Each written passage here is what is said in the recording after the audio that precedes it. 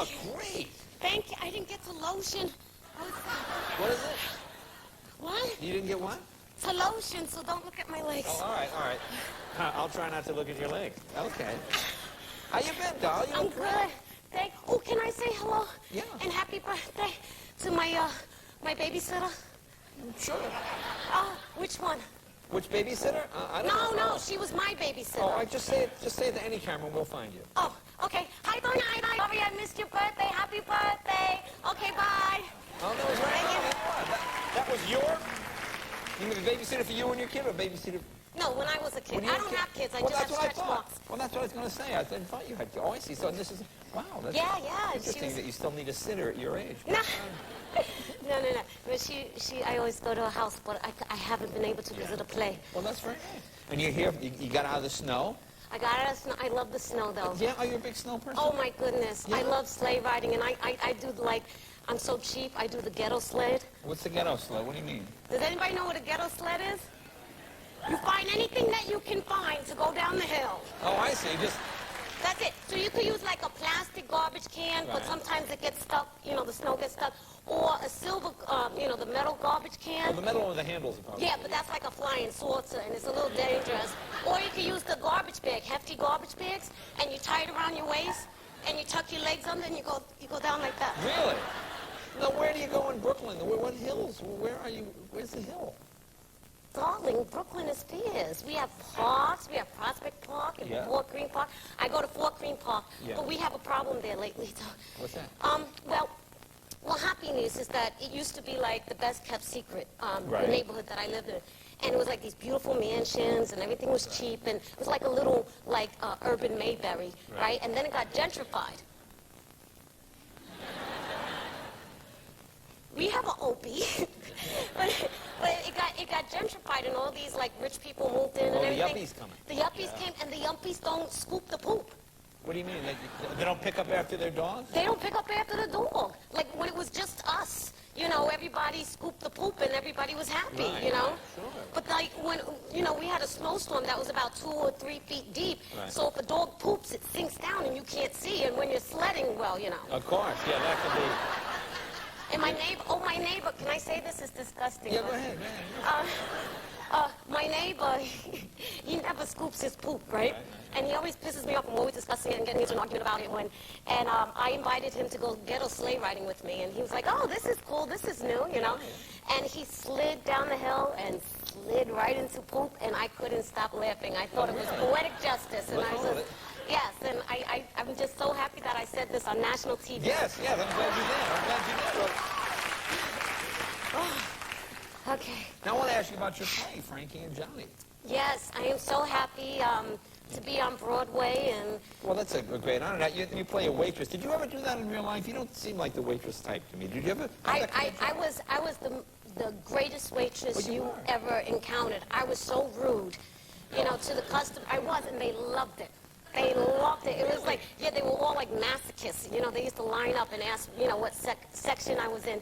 And there was this, there was this one time that there was this man, he was Japanese. It was a whole Japanese table. Group of Japanese, okay. Well, group of Japanese, not a Japanese table. It was a regular table. That'd be a little tiny table. Right. So, So anyway, there was all these Japanese businessmen there, and the guy kept asking me for coffee, right? And I kept saying, wait your turn. Meanwhile, I had a whole fresh pot of coffee in my hand. Right. And because I just felt like being rude, right? And I was like, wait your turn. And he was like, oh, I didn't know you speak fluent Japanese. That was amazing. Well, I can't believe that. That was, I know exactly what you said. Yeah. What was it again? What was the word? And so, of course, right?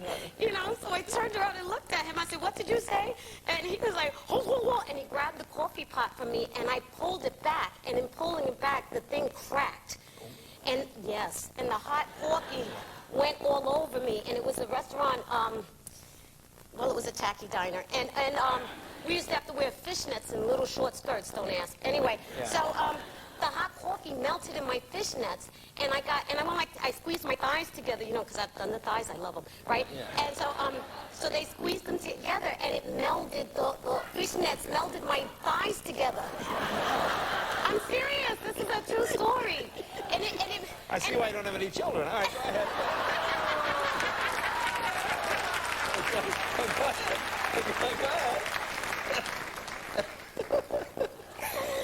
You embarrassed me. Eyes are melded together. Go ahead.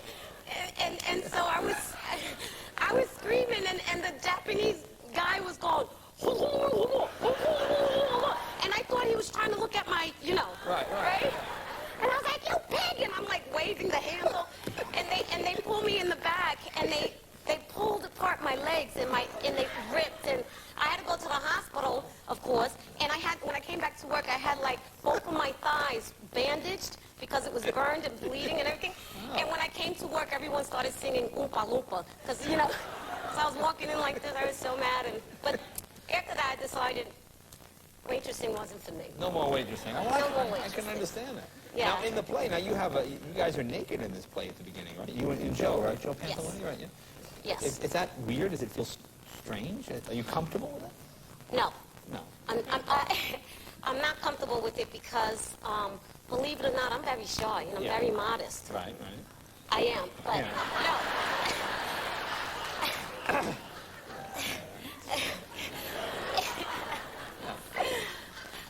I am really, you know, contrary to popular belief. I am very shy. And then also the director, Joe Montello, asked me not to work out for the role because he wanted me to look like a real hard-working woman who didn't have a lot of money, lives in a studio apartment, can't afford a gym. And I listened to him. So, you know, gravity has taken its... Wonderful, though. Thank you, bless you. This is camouflaging, though, but, you know... Wonderful. Thank you. Now, Thank God you're away. Has your dad seen the play? I know your dad's kind of... Remember once your dad went to see you once? Isn't he kind of conservative? Yes. What happened was that, you know, I was just a college student, you know, and, you know, I was a nerd and everything, and all of a sudden I'm going to do the right thing. And I didn't tell my father that I was naked. I was too afraid, you know. I'm Puerto Rican. You don't tell your dad, oh, Dad, you know, this guy, Spike Lee's going to put, you know, ice on my nipples. Ooh, can I say that? Yeah. Oh, so, sorry. I'm sorry. So you got hot down there, cold up there. Is that how it works? Oh. Okay. You know why I'm so nervous? Why? Because everyone in Puerto Rico watches this show, and I know they're all going to be watching. Okay, so anyway, so my father went and do the right thing, finally came to Puerto Rico, because it takes a long time for everything to get there. He invited the whole town. The whole town. He brought out the theater, so everybody was there, and he's bragging, my daughter's, you know, in a motion picture, and blah, blah, blah, blah, blah. And the part where, you know, Spike Lee goes, thank for the right nipple, thank for the left nipple. My father stood up and went, and literally he grabbed his heart, and they had to call the ambulance, and he had to be rushed out of the theater, and everybody from my town was calling me and telling me what a horrible daughter I was. How could I do that to my father and everything? And I was like, is he all right? No, he had a heart attack. He had a heart attack? Well, like a heart attack. I said, what do you mean like a heart attack, right?